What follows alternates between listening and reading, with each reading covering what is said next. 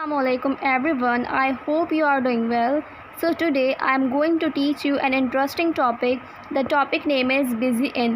What does it mean? It means मसरूफ़ होना. busy in का मतलब है किसी भी काम में मसरूफ़ होना. जैसे हम कहते हैं ना, मैं खाना खाने में मसरूफ़ हूँ, मैं टीवी देखने में मसरूफ़ हूँ, बच्चे खेलने में मसरूफ़ हैं, हम गाड़ी चलाने में मसरूफ़ हैं, मैं कपड़े धोने में मसरूफ़ हूँ, मैं लिखने में मसरूफ़ हूँ, मैं सबक याद करने में मसरूफ़ हूँ. तो आइए देखते हैं इन जुमलों को हम इंग्लिश में कैसे बोलते हैं.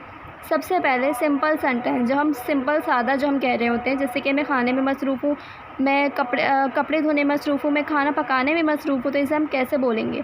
तो इसकी की है, की मीन्स फार्मूला. हम देखते हैं कि फार्मूला क्या है.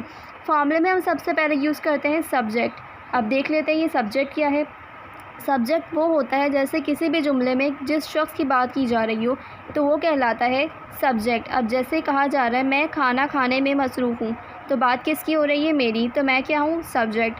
बच्चे क्रिकेट खेलने में मसरूफ़ हैं, तो बात किसकी हो रही है? काम कौन कर रहा है? बच्चे. तो बच्चे क्या हैं? सब्जेक्ट.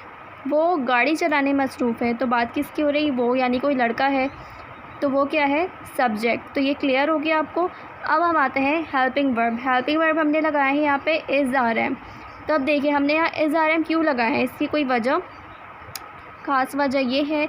इसकी हम पहचान कैसे करें कि हमें यहाँ पर इज़ आर एम लगाना है या डू डज़ लगाना है. अब देखें क्या कहा क्या जा रहा है कि मैं खाना खाने में मसरूफ़ हूँ.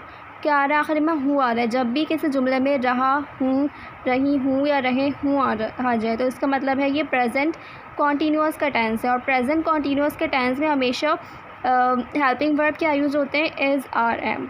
एंड देन उसके बाद हम लगाएंगे जो हमारा टॉपिक है. टॉपिक क्या है? बिज़ी इन मीन्स मसरूफ़ होना.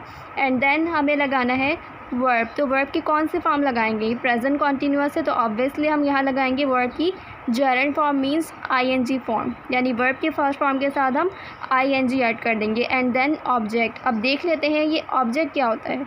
ऑब्जेक्ट वो होता है जैसे जिस चीज़ पर काम हो रहा है. अब जैसे मैं कह रही हूँ बच्चे क्रिकेट खेलने में मसरूफ़ हैं, तो बच्चे क्या खेलने में मसरूफ़ हैं? क्रिकेट. तो क्रिकेट क्या है हमारे पास? ऑब्जेक्ट. मैं कपड़े धोने में मसरूफ़ हूँ, तो मैं क्या धोने में मसरूफ़ हूँ? कपड़े. तो कपड़े क्या है हमारे पास? ऑब्जेक्ट. तो ये चीज़ आपको आई होप क्लियर हो गई होगी कि सब्जेक्ट और ऑब्जेक्ट, जो शख्स काम कर रहा है वो सब्जेक्ट, और जिस चीज़ पे काम हो रहा है वो ऑब्जेक्ट. और जो काम हो रहा है जैसे खेलना, पढ़ना, लिखना, कपड़े धोना, पकाना, तो जो काम है वो क्या है? वर्ब. ठीक है. अब जैसे मैं कह रही हूँ मैं खाना खाने में मसरूफ़ हूँ, तो इसे हम कैसे कहेंगे? I am busy in eating food. बच्चे फुटबॉल खेलने में मसरूफ़ हैं. Children are busy in playing football. लड़कियाँ मेकअप करने में मसरूफ़ हैं. Girls are busy in applying makeup. वो गाड़ी चलाने में मसरूफ़ है, तो इसे कैसे कहेंगे? He is busy in driving a car. चलें अब हम आ जाते हैं इसके नेगेटिव सेंटेंस. नेगेटिव मतलब जो बात हम इनकार कर रहे हो, जिस बात से इनकारिया जुमले को हम क्या कहते हैं? Negative sentence. तो इसका फॉर्मूला हम देख लेते हैं. बिल्कुल सेम ऐसे ही है. सब्जेक्ट, हेल्पिंग वर्ब, बस उसके बाद इनकार करने के लिए हम क्या यूज़ करते हैं? वर्ड नॉट आ जाएगा. एंड देन बाकी same formula as it is वही रहेगा. अब जैसे मैं कह रही हूँ मैं कपड़े नहीं धोने में मसरूफ़ नहीं हूँ, तो मैं कैसे कहूँगी? I am not busy in washing the clothes. बच्चे होमवर्क करने में मसरूफ़ नहीं है. Childrens are not busy in doing homework. Teacher पढ़ाने में मसरूफ़ नहीं है. Teacher are not busy in teaching. Okay. And then हम आते हैं कन्फर्मेटिव सेंटेंस पे. सबसे पहले तो देख लीजिए कन्फर्मेटिव का मतलब क्या होता है. कन्फर्मेटिव का मतलब होता है मतलब तस्दीक करना, किसी बात को कंफर्म करना. अब जैसे मैं कह रही हूँ मैंने कहा कि मैं खाना खाने में मसरूफ़ हूँ, तो आपने मुझसे पूछा कि आप खाना खाने में मसरूफ़ हैं, यानी आप मुझसे कंफर्म कर रहे हो, उस बात की तस्दीक करना चाह रहे हैं. तो इसे हम कैसे पूछेंगे? इसका फार्मूला है कि हमारे पास हमेशा सब्जेक्ट पहले आता है. तो अब सवालिया के लिए हम क्या करेंगे? हम हेल्पिंग वर्ब को पहले ले आएंगे और सब्जेक्ट को बाद में कर देंगे, और बाकी पूरा फार्मूला सेम वही रहेगा. Topic, gerund form, object, and then question mark. क्योंकि सवालिया है तो हम एंड में क्या लगाएंगे? Question mark. अब जैसे मैं पूछ रही हूँ कि आप आइसक्रीम खाने में मसरूफ़ हैं, तो are you busy in eating ice cream. क्या वो जूस पीने में मसरूफ़ है? Is he busy in taking juice. क्या मैं सफाई करने में मसरूफ़ हूँ? Am I busy in cleaning the home. क्या वो ख़त लिखने में मसरूफ़ है? Is he busy in writing the letter. Clear हो गया. अब हम आते हैं WH पे.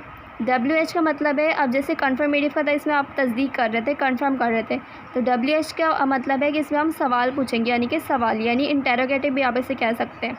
तो इसका फॉर्मूला है हमारे पास कि ये है WH फिर plus is subject busy in verb की gerund form object and then question mark, यानी बस स्टार्ट में इसके हम WH ऐड करेंगे, बाकी पूरा जो उसका फॉर्मूला है वो कन्फर्मेटिव का है। अब जैसे मैं पूछ रही हूँ आप क्या खाने में मसरूफ़ हैं, तो कैसे पूछेंगे, what are you busy in eating. आप क्या पढ़ाने में मसरूफ़ हैं, what are you busy in teaching. आप कौन सा ड्रेस ख़रीदने में मसरूफ़ हैं, which dress are you busy in buying. आप कब सोने में मसरूफ़ हैं, when are you busy in learning. So I hope ये आपको क्लियर हो गया होगा। So thank you so much guys, अल्लाह हाफ़िज़।